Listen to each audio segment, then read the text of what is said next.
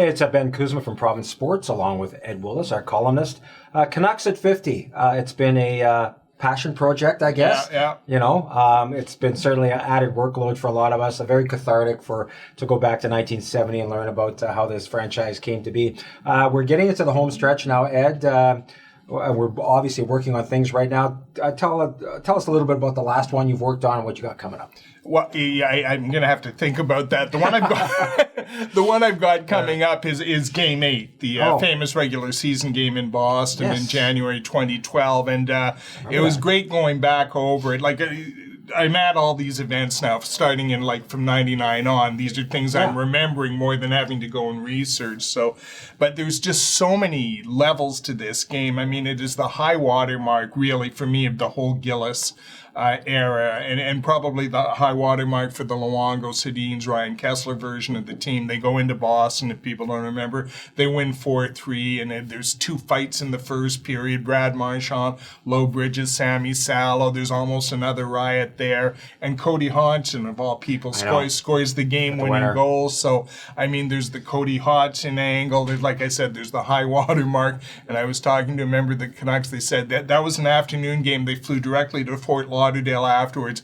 and I guess they had the party they probably wanted to have in June in Vancouver, but they had it there, and then they go out the next night and lose to Florida. But like I said, just a lot of things happening. Yeah, the only thing you're right. The only thing they didn't get that night, and I was there, and it was really interesting because the team practiced the day before at Harvard, and I tell you, it was like 2011 all over again. There had to be 30 media there for a practice, and like you said, the only thing they didn't get that night was the cup. What do you got coming up?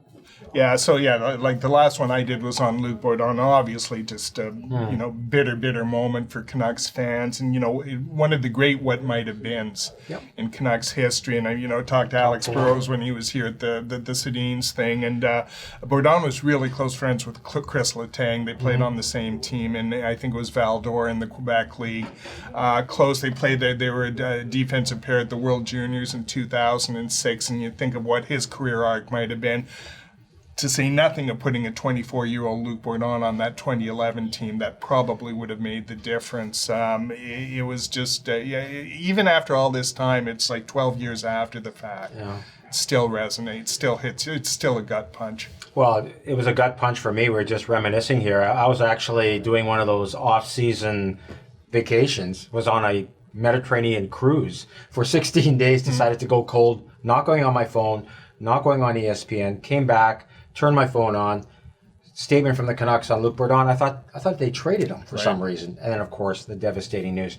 For me, the one that's coming up is a night we'll never forget at Rogers Arena. Is when John Tortorella decided he had had enough of the Calgary Flames and Bob Hartley and decided to try to pay him a visit in the first intermission of that incredible game, the famous Tortorella Tunnel tirade. So that's coming up soon. Watch for that. I'm going to be reaching out to obviously some players on the bench and maybe those guys who actually started that game, some pretty infamous people. The one that's up right now, it's kind of interesting.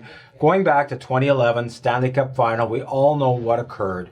But I was fortunate enough to reach out to Alex Burrows, who's now coaching Laval of the American Hockey League in an assistant capacity, to talk about after Game 7 here in Vancouver. What happened in the room? What was it like for him to try to get home? We know the city was on fire. What was it like there? How emotional he was. He opened up like a book. We know how great Burrows is.